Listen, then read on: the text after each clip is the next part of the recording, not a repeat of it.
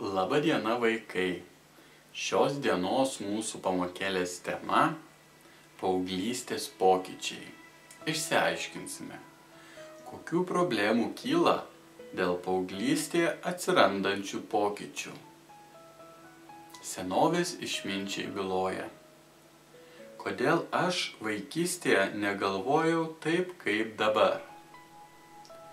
Arba kodėl dabar, kai aš taip galvoju, mano skruostai netampa vėl glotnūs.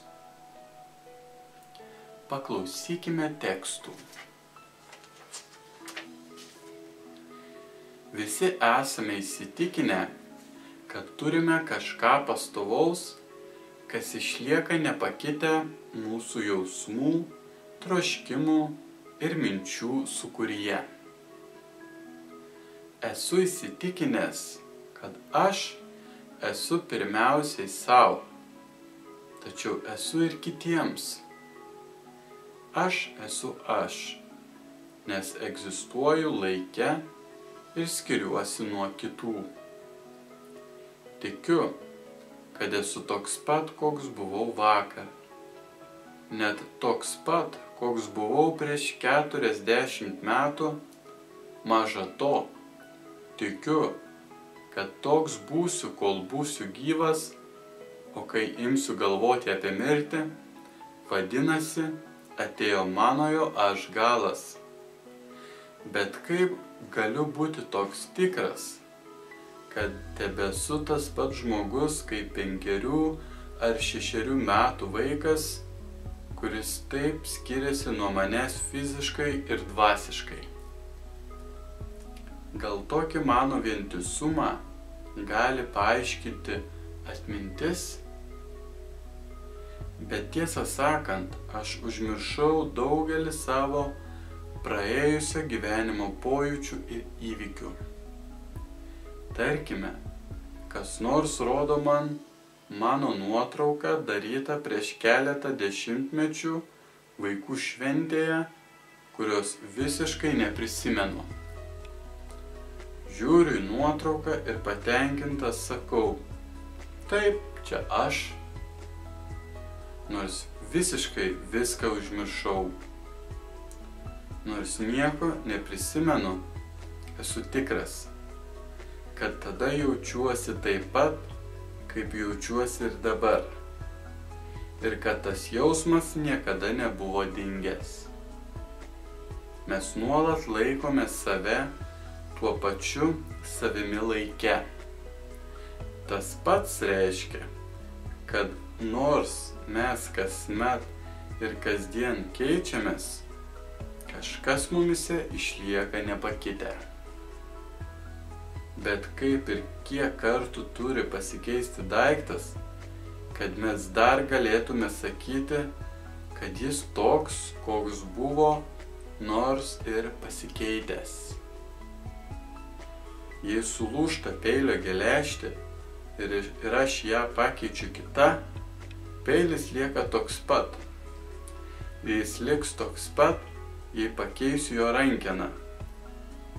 Bet jei sykiu pakeisiu geležtę ir rankeną ir tebevadinsiu jį savo peiliu, ar jis bus tas pat peilis?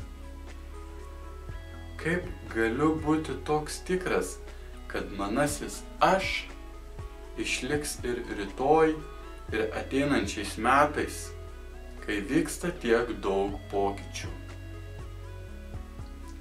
Atsakykime į klausimus.